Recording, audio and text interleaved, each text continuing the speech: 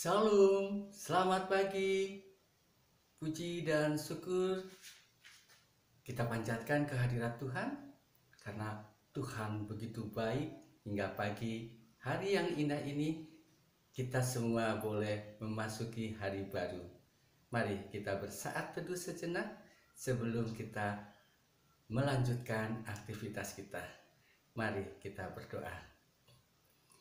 Allah yang maha baik, Allah yang kami sembah dan kami muliakan di dalam nama Tuhan Yesus Kristus. Puji dan syukur kami haturkan kehadirat-Mu Bapa, begitu besar kasih, karunia dan anugerah yang Tuhan berkatkan kepada kami. Curahan mukjizat Tuhan hingga kami pun Tuhan berkati boleh memasuki mukjizat hari baru dari Tuhan. Dan sebelum kami melanjutkan aktivitas kami mengucap syukur karena Tuhan berkenan membekali kami dengan sabda suci firman Tuhan. Tuhan berkati, Tuhan sucikan, dan Tuhan kuduskan hati pikiran kami hingga firman Tuhan boleh kami terima dan tersimpan di dalam hati kami hingga berakar, bertumbuh dan berbuah. Dan dengan kuat kuasa dari Tuhan memampukan kami untuk dapat melakukan sabda suci firman Tuhan di dalam kehidupan kami hingga kehidupan kami pun boleh berkenan di hadapan Tuhan. Tuhan memberkati kami hingga kami pun boleh menjadi pelaku firman Tuhan, bukan penikmat dan pendengar saja. Terima kasih Tuhan, kami menyerahkan perenungan pagi hari ini ke dalam tangan kuasa Tuhan yang penuh kasih. Bersabdalah ya Bapa, karena kami telah siap untuk membaca dan merenungkannya. Terima kasih Tuhan. Di dalam nama Putra-Mu yang tunggal, Tuhan kami Yesus Kristus, kami berdoa. Amin. Adik-adik masih ingat Acong, Joko, dan Ucok? Mereka bertiga bersahabat, tapi cita-cita mereka tidak sama. Joko pengen menjadi dokter, Ucok pengen menjadi pengacara, sedangkan Acong ingin menjadi pengusaha.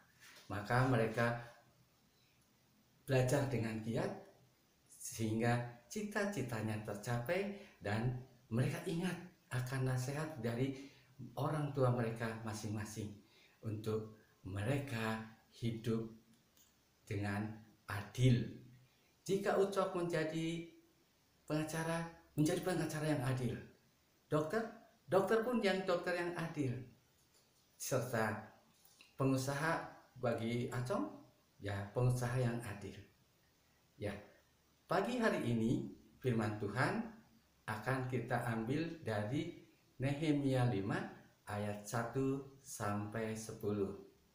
Dan Kak Teja akan membacakannya ayat 10b yang demikian bunyinya.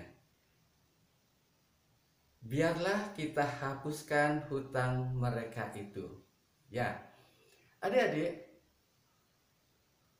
di Nehemia 5 ayat 1 sampai 10 menceritakan betapa terdesaknya, betapa sulitnya hidup pada masa itu.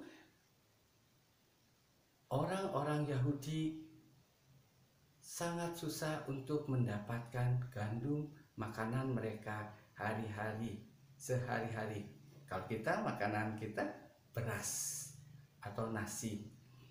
Nah, itu banyak masyarakat itu berteriak, sudah tidak tahan karena sudah tidak mempunyai apa-apa lagi, karena ladang, rumah,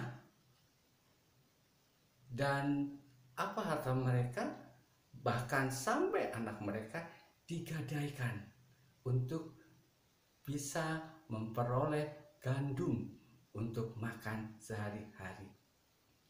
Mereka berteriak, mereka berkeluh kesah, mengadu kepada Nehemia.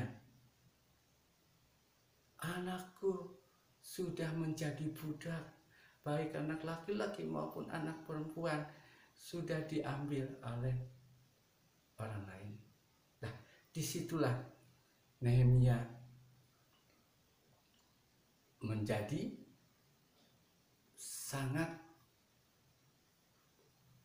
marah karena banyak pemimpin yang berlaku tidak adil. Dia meminjamkan kepada masyarakat Yahudi, namun dia mengambil barang-barang orang Yahudi itu sebagai jaminannya. Karena orang Yahudi tidak bisa membayar, maka diambillah barang kebun dan tanah dan sampai anak-anaknya itu. Makanya itu, kita boleh mencapai cita-cita kita, tapi itu kalau kita menjadi pengacara, dan menjadilah pengacara yang adil, tidak memberatkan sebelah orang. Kalau kita menjadi dokter yang adil, tidak pilih-pilih pasien.